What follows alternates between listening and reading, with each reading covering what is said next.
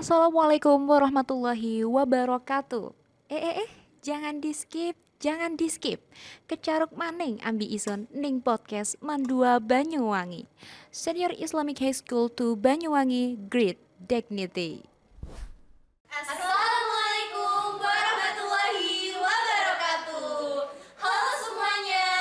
Selamat datang di Azatalks, podcast yang menghadirkan kisah-kisah nyata Dari mereka yang suaranya jarang terdengar. Bersama aku, Aura Cantika Chandra Dewi atau biasa dipanggil Aura. Aku Amanah Rizky Zafira, biasanya dipanggil Zira. Dan aku Faidatul Aulia, biasa dipanggil Aulia. Oke guys, jadi kali ini kita akan mengajak kalian untuk ngobrol-ngobrol santai ya, Kak, ya. seputar pendidikan di Indonesia. Wah, kalau kita ngomongin pendidikan yang ada di Indonesia nih pastinya kita nggak luput dari yang namanya sekolah tuh Kak. sekolah nggak luput dari fasilitas nih. Sebentar dong, sebelum itu masa kita nggak tanya-tanya kabar dulu? Oh iya, tanya kabar dulu nih. Gimana nih kabarnya Kak Aura dan Kak Zira? Alhamdulillah baik banget Kak. Alhamdulillah ya. Kalau Kak Aulia gimana? Alhamdulillah, pastinya kalau Kak Aulia mah pasti ceria, sehat, dan juga semangat. Aulia ini sekarang lagi ceria banget nih, kenapa nih Bener Kak? banget, Kak. Pastinya ceria karena kita lagi di suasana baru nih Kak. Iya, kita lagi di tempat baru juga ya. Tempat baru juga nih. Biasanya tuh kan di ruangan ya Kak Iya, ya. bener banget tuh Kak. Apalagi sekarang kita podcastnya untuk menemani kalian ngobrol santai. Bareng Azab Talk. Pastinya pembahasannya juga seru-seru banget. Seru, berbobot, dan juga pastinya menantang juga. Tadi kan kita niatnya mau bahas tentang apa guys? Pendidikan dan juga dan fasilitas ya Kak ya. Jadi teman-teman, kita akan membahas ketidakmerataan pendidikan yang terjadi di Indonesia. Wah, Apa tuh Kak tadi Kak? Ketidakmerataan. Ketidakmerataan nih Kak ya. Contohnya Contohnya, bentar. Sebelum contohnya saya mau tanya dulu nih kepada Kak Aulia dan Kak Aura nih. Aku mau tanya nih Kak. kan ketidakmerataan ya Kak. Iya, benar banget. Menurut Kakak nih ya, pendidikan di kota dan di desa itu apa sih Kak? Menurut kalian itu yang paling menonjol banget Perbedaannya ya. Perbedaan. Aku izin menjawab kali ya, boleh ya? Kalau bagi aku yang setelah membaca-baca dari web kemarin, website, aku tuh ngelihat banget perbedaan yang paling banyak muncul itu ya, ada dua. Kalian tahu apa? Infrastruktur dan kualitas pengajarnya. Kan tahu kan itu apa? Tahu dong pasti. Mungkin aku jelasin dulu. Kalau infrastruktur di sekolah di perkotaan gitu ya, umumnya kan umumnya itu kayak ada AC, minimal lah itu kipas ya. Terus juga gedungnya udah bagus-bagus semua. Iya bener banget. Terus mereka tuh udah kadang tuh ada proyek Laboratorium. Ada perpustakaan, bener banget. Contohnya kayak di Banyuwangi ini. tapi kalau di pedesaan atau sekolah yang di desa-desa itu tuh kadang masih belum ada fasilitas yang kayak gitu Kak. Oh gitu ya Kak. ternyata. Jadi contohnya ya, aku kemarin baca-baca juga dan lihat di suatu video gitu, ada tahu wilayah di Indonesia yang mereka tuh, mohon maaf, emang sedikit Memprihatinkan. di mana? Itu di Papua Pegunungan Kak. Oh iya, pernah dengar sih, pernah. Pernah dengar kan? Pernah dengar. Nah itu mereka itu belajarnya masih pakai tenda.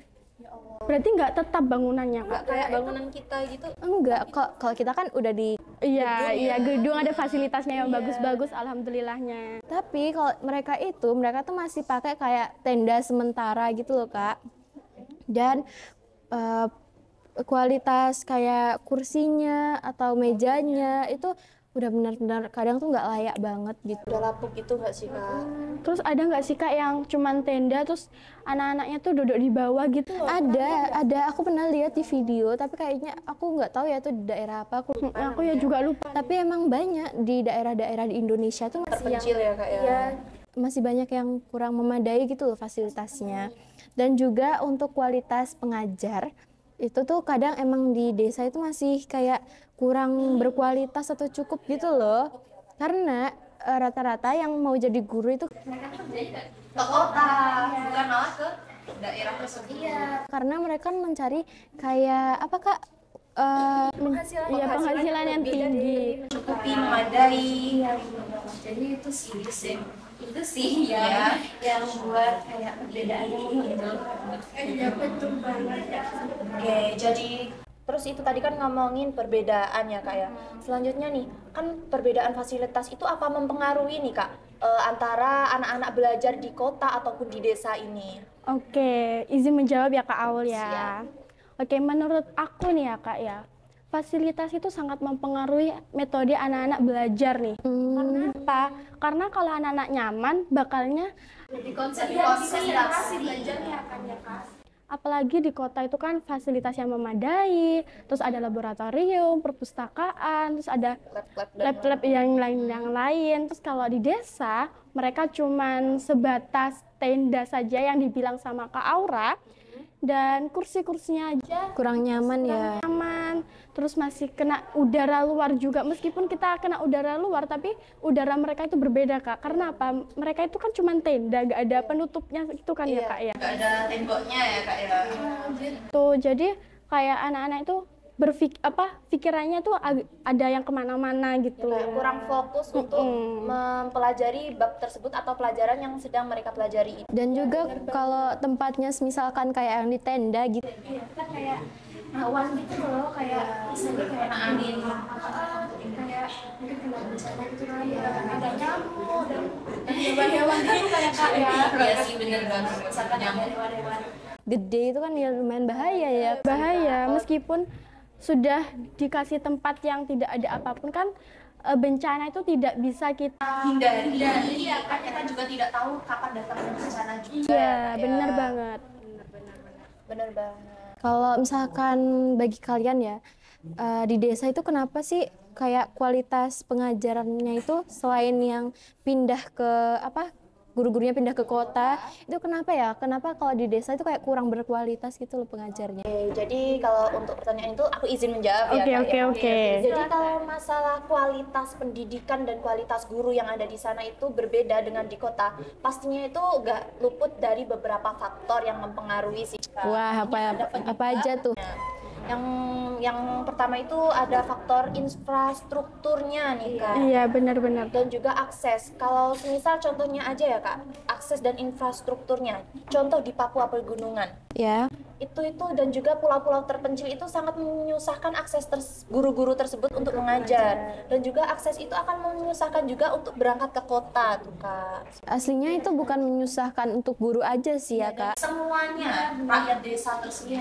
kamu pernah nggak sih ngeliat kayak video-video yang mereka tuh kayak mau belajar mau sekolah itu harus menyeberangi sungai Ya pernah lewat FYP ya Kak ya. Kalau ada bencana banjir nih Kak ya, benar banget kan?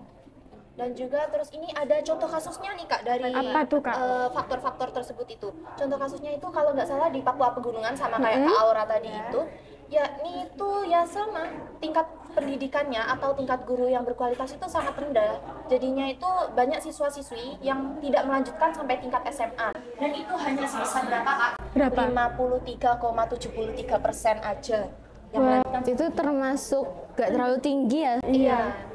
Dan juga ada juga di Sulawesi Tengah, itu mirip banget sama yang terjadi di Papua Pegunungan. Karena infrastruktur, karena Kurangnya tidak meratanya distribusi tenaga pendidik, itu mereka juga tingkat lulus sekolah tingkat SMA itu sangat rendah juga. Padahal kan sekarang misalkan kalian mau kerja yang mendapatkan pekerjaan yang bagus tuh kan, ya kan kita harus punyai bekal atau pendidikan yang tinggi juga. Apalagi kalau di perusahaan-perusahaan itu minimal atau enggaknya tuh S1 kalau enggak S2 ya Kak ya? iya. Tapi itu tergantung keputusan dan tempat kerjanya juga sih. Kadang juga ada kok yang menerima sampai Keputusan SMA atau sederajat ini. tapi tergantung skillnya juga sih menurut dia. Iya benar. Dan berarti itu menjadi salah satu bukti nggak sih Kak, bahwa pendidikan itu sangat penting untuk kita Iya, membangun benar masa depan banget. kita nantinya. kalau kalian pernah lihat nggak sih kayak kondisi sekolah-sekolah yang ada di desa atau di sekitar kalian itu gimana bagi kalian? Secara langsung kalian pernah lihat? Dulu nih yang Oke boleh. Oke. Kalau yang dari aku lihat dan juga aku pernah kunjungin dan pernah baca di website resmi ya Kak ya, itu kondisinya itu sangat, mohon maaf ya teman-teman, memprihatinkan sih Kak. Soalnya dari mulai bangunan itu tadi rumah masih Iya. kadang masih bangunan sementara Kak, masih kursi-kursinya masih belum memadai untuk kita belajar, yang seharusnya mereka itu menerima pendidikan yang sangat berkualitas, yang baik untuk memajukan teman-teman atau memajukan bangsa kita, ada generasi emas nanti. Tapi mereka malah menerima hal-hal yang seperti itu. kurang layak gitu ya. Iya. Jadinya itu mengakibatkan mereka itu apa ya Kak? Tidak menerima hal yang seharusnya mereka terima tuh Kak. Hak-hak mereka itu. Iya benar banget sih. Kalau aku itu ya Kak ya, bukan di Papua atau di Sulawesi aja nih Kak ya. Di daerah kita aja ada kayak SD, MI itu yang roboh karena bencana. Iya, benar. Itu kalau nggak salah aku dengarnya mana ya Kak yang di sana? Aku juga lupa, pokoknya itu kan roboh ya Kak. Iya roboh, itu bangunannya benar-benar roboh guys. Itu kayak atapnya tuh kayaknya kena apa ya, kena pohon kalau apa gitu. Ya mungkin karena bangunannya juga sudah lama ya Kak ya. Jadi Udah nggak layak lagi. Iya. jadi nggak di nggak pegunungan saja, tapi di daerah kita saja masih ada bangunan bangunan seperti itu. Tapi untungnya rakyat di sekitar kita itu emang peka-peka banget guys, dan solid banget ya Kak ya. Solid ya pikirannya yang layak. Terus nih Kak, dari yang kita tanyain tadi nih Kak, terus apa sih Kak Zira ya? Aku tanya dulu. Oke. Upaya pemerintah mungkin yang bisa dapat membantu memajukan pendidikan, kemerataan pendidikan yang ada di Indonesia. Mungkin Kak Zira atau Kak Aura boleh jawab juga. Oke, aku dulu nggak sih Kak? Boleh, silahkan. Jadi sekarang itu kan ada Merdeka Belajar ya Kak? Iya benar. Kalau aku sih Kurikulum Merdeka ya. Itu kan siswa-siswinya harus bukan guru saja yang menjelaskan, tapi siswa-siswinya juga akan menjelaskan. Dan banyak juga beasiswa di Indonesia sekarang kan. Tapi karena sebenarnya pemerintah itu bukan ngasihnya tidak tepat, tapi tergantung orangnya, daerahnya juga. Kadang tuh pemerintah sudah memberi cuma sama Oknum. itu salah benar. Iya benar. Akhirnya tidak sampai ke target yang seharusnya target itu mendapatkan beasiswa tersebut. Iya, benar. Menurut aku sih pemerintah harus pengawasan yang ketat sih Kak ya. Harus pengawasan yang ketat, harus mengeksplor juga. Menurut aku sih bener sih, karena emang banyak banget kayak bantuan dari pemerintah itu yang salah sasaran. Iya benar banget. Kadang tuh ada Kak yang ngasihnya itu malah ke orang yang berkecukupan, yang udah kaya gitu loh. Ya aku tuh kemarin habis lihat podcastnya itu juga membahas tentang pendidikan. Itu tuh ada salah satu yang jadi narasumber itu bilang dia tuh punya temannya tuh sudah bercukupan banget Kak, orang tuanya tuh kaya banget, dia itu sekolah di luar negeri. Wah. Dia itu sebenarnya dia itu temannya tuh pinter banget Kak, sampai dapat beasiswa. Nah tapi si yang jadi narasumber itu juga kaya, tapi dia tidak menerima beasiswa karena dia berpikir masih mampu dan orang tuanya juga mampu dan dikasih yang lebih layak daripada orang lain gitu ya. Tapi temannya, aku tidak menyalahkan temannya, tapi temannya itu menerima beasiswa itu padahal tidak seharusnya diterima. Iya, dan kalau keluarganya sangat bercukupan banget, Salah sasaran banget ya Kak. salah sasaran banget. Sebenarnya itu bukan pemerintah yang salah sasaran, Oknumnya ya Kak. oknumnya itu. Pemerintah tuh kadang udah ngasih kayak kita fasilitas gitu loh. Belajar, terus uang pembinaan, beasiswa ataupun hal-hal yang lainnya yang dapat membantu kita mengemban pendidikan yang ada di Indonesia ini. Iya, benar Tapi ya banget. itu tadi. Oknum tadi ya Kak ya. Kalau misalkan bahas tentang fasilitas belajar ya Kak ya, kalian di kelas itu sering nggak sih kayak misalkan presentasi pakai Rekor. Iya benar-benar. Udah semakin Canggih, apalagi kita di era digital. itu kita sering kayak pakai media-media media-media atau teknologi digital untuk kayak ngupload tugas Kak atau untuk belajar. Tapi kadang tuh di desa kan masih belum ya Kak ya. Iya, itu tuh kadang-kadang terpengaruh dengan akses internet Kak. Iya, bener banget sih. Apalagi tidak bisa kita pungkiri ya teman-teman, kita itu sekarang itu lagi berada di era digital ya kak ya. Pastinya kita itu sangat butuh yang namanya internet, gawai atau HP tersebut, laptop, dan kalau metode pembelajaran kita kadang ada presentasi menggunakan proyektor tuh kak. Itu kalau tidak pakai internet kita pakai apa gitu? Silakan.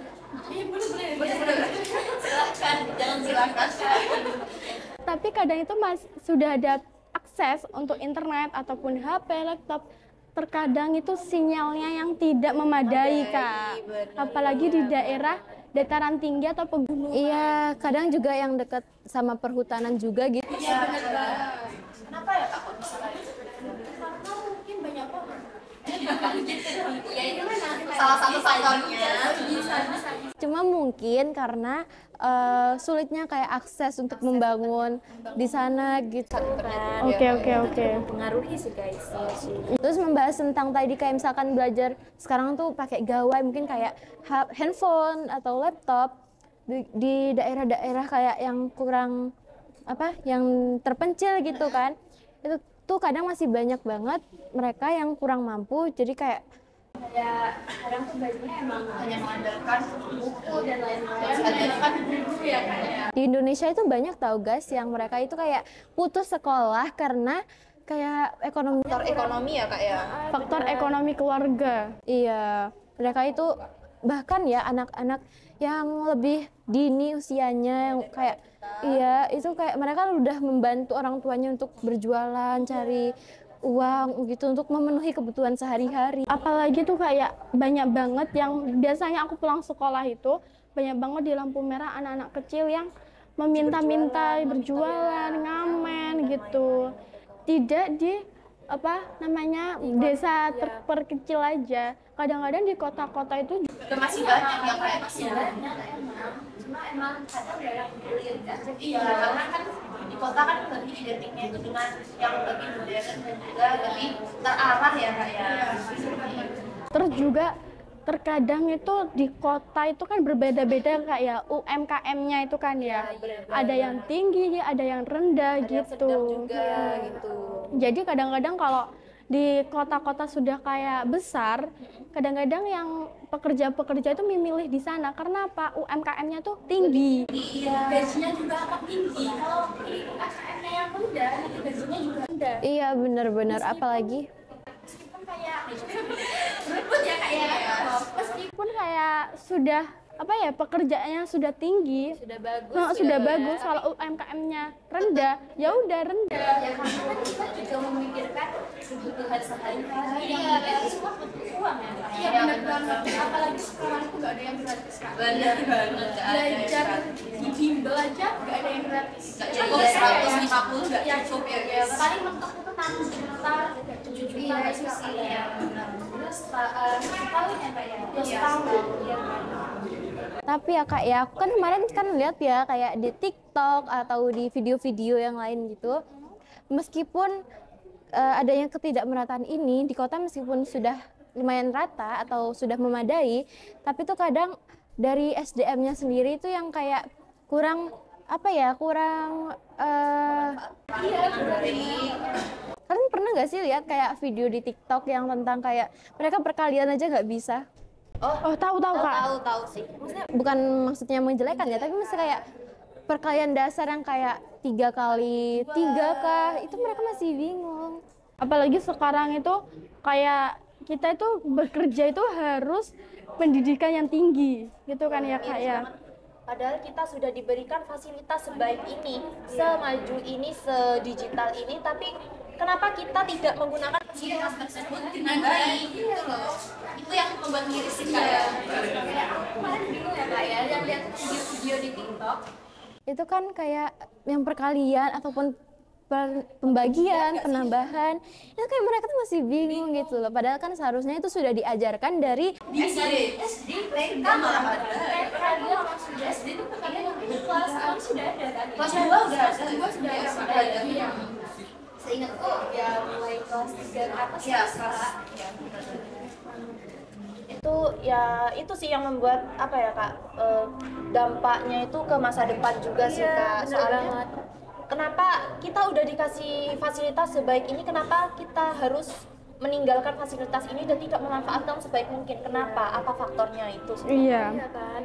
Bahkan kadang tuh ada yang anak-anak yang mereka sudah diberi fasilitas tapi tidak memanfaatkan, tapi mereka malah menyalahkan kayak gurunya atau itu kan kayak mereka tuh sudah disediakan tapi mereka sendiri yang tidak memanfaatkan gitu loh. Apalagi anak-anak itu kan, oh ya gak apa-apa Kak. Oke. Kita berebut ya guys dari tadi. Karena terlalu excited. Iya. Pembahasannya tuh Seseru ini ya, seseru ya, dan semenarik itu. Dan Izin menambahkan yakni tentang fasilitas kan kita udah diberikan nih Kak. Ini kan kalian pasti pernah tahu nggak sih yang kayak ada fasilitas udah bagus, udah kelas bagus, bangku Iya, bagus, bener banget. tapi malah dilakukan aksi vandalisme atau kerusakan itu. Ah iya banyak banget. Kayak misalkan contoh kecil ya kan, kayak coret-coret meja itu. kayaknya bawa meja itu kan ya Kak.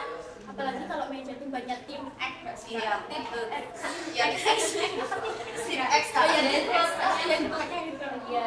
Benar banget. Itu Bener kayak banget. miris banget sih. Padahal kita udah dikasih pendidikan sebaik itu malah.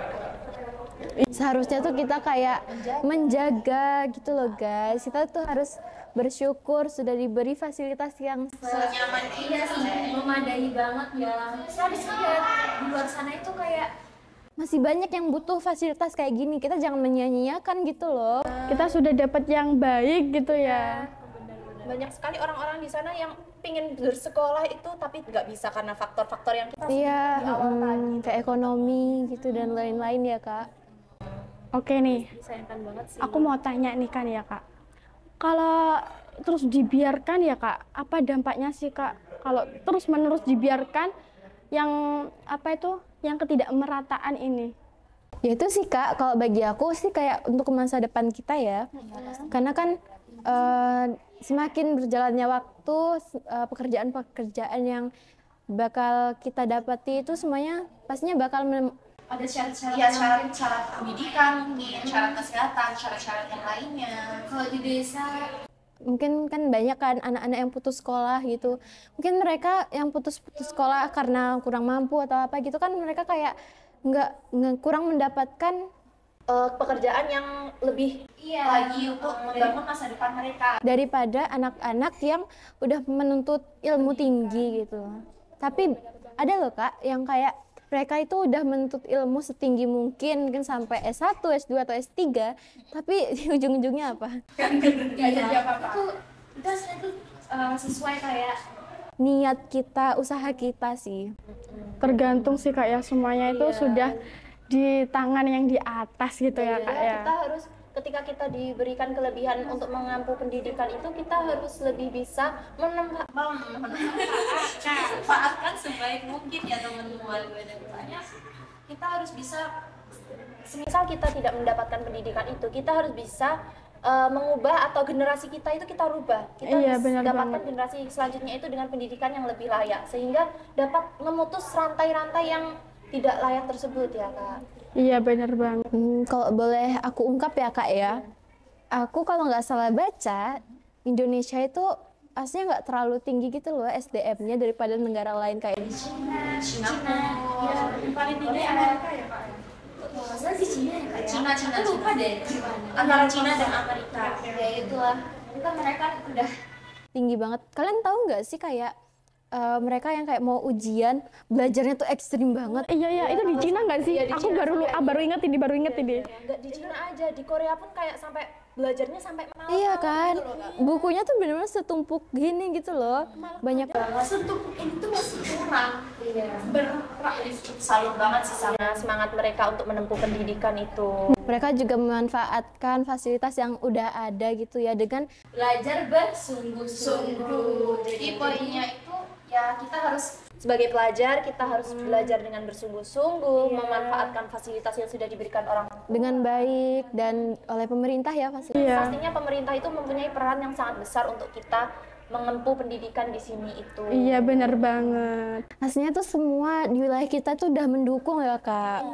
Cuma kita harus membuang rasa malas dan kita harus bersungguh-sungguh intinya, harus punya niat yang kuat dan tekad yang kuat. apalagi di umur kita sekarang ya kak ya, kita harus benar-benar menanamkan rasa ingin tahu, ingin belajar yang banyak. Eksplor Iya. sebanyak mungkin. Iya. Oke. Guys, mungkin percakapan kita itu udah lumayan panjang. Panjang banget ya sih Kak, Sampai sampai itu berlibat-libat Iya, sampai berebutan ya Kak ya. Karena mungkin kita terlalu excited ya untuk membahas topik ini gitu loh Kak. Karena emang kita itu ini tuh pembahasan yang tentang negara kita. Iya, kita mengalami sendiri juga, kita memandang sendiri gitu loh. Jadi kita lumayan excited dan ceria tentunya. Bener banget. Terima kasih kepada para pemirsa, para juri, dan yang lainnya telah mendukung kita dan memberi kita kesempatan untuk berpartisipasi dalam lomba ini. Iya. Terima kasih, itu saja dari kami. Mohon maaf kalau ada salah kata Dan kata-kata yang kurang berkenan. Terima kasih. Dan wassalamualaikum warahmatullahi